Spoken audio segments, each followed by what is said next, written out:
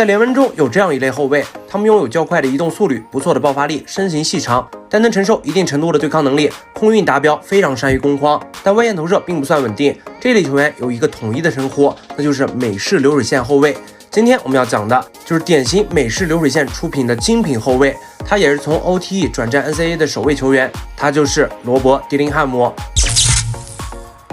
05年出生的迪林汉姆拥有1.91米的注册身高，80公斤体重，在场上担任双能卫，现效力于肯塔基大学。在本赛季出场的15场比赛中，场均上场22.5分钟，得到14.4分、3.3篮板、4.1助攻、1.5抢断，投篮命中率47.2%，三分球命中率42.2%，罚球命中率77.8%，选秀模板詹宁斯。迪林汉姆出生于美国北卡罗来纳州，高二就能以场均21.2分、4.1篮板、4.9助攻的数据带领球队拿下州冠军。赛季结束后，他选择转学至东达学院，而到了高3赛季，由于学校创始人说唱歌手侃爷陷入舆论漩涡当中，于是迪林汉姆选择离开学校，加入 OTE 联赛当中。在 OTE 联赛里，迪林汉姆可以拿下场均14.7分、3.5篮板、4.9助攻、2.5抢断。赛季结束后，他回归到肯塔基，开启了自己的大学生涯。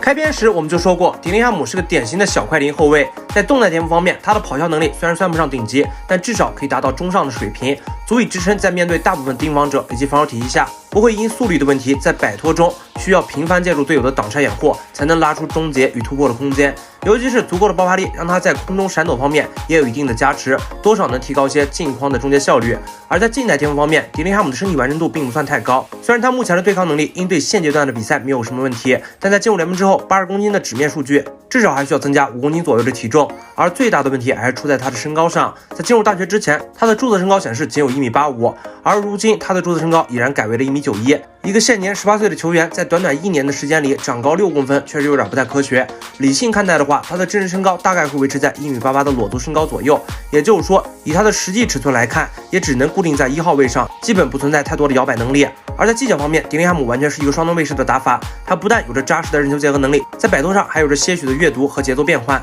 在目前的比赛中，我们时常能看到，在高位摆脱后，迪林汉姆会在中线做些许的停顿，随后根据当前的防守落位情况来决定下一步动向。在脚步方面也展现了一些上下步、体前变向后的急停急起、后转身等等脚步。他并非那种过度依赖自身速度的后卫，他可以用速度或技巧或速度加技巧的模式进行得分与传球空间的创造。简单来说，在当前强度的比赛中，以迪林汉姆的持球技巧、阅读能力以及对抗能力来说，可以在中高位实现对盯防者以及防守阵型的拉扯。当突到过程位置时，不错的动态天赋也能确保他维持完整的起跳高度，从而提高近框的终结效率。并且与传统美式后卫相比，迪林汉姆在中高位的投射能力还算不错。到目前为止，他场均出手4.3次三分，命中率为42.2%，整体三分球进攻占比为39.3%，不论是产能还是产效都算是达标。从终结角度来说，他算是个突投均衡的终结手，但值得注意的是，在近框终结方面，不论是走强侧还是弱侧，他都喜欢用右手来完成终结。这种过度依赖惯用手，需要提前预留换手空间的上篮机制，确实很容易给防守者腾出分盖的机会。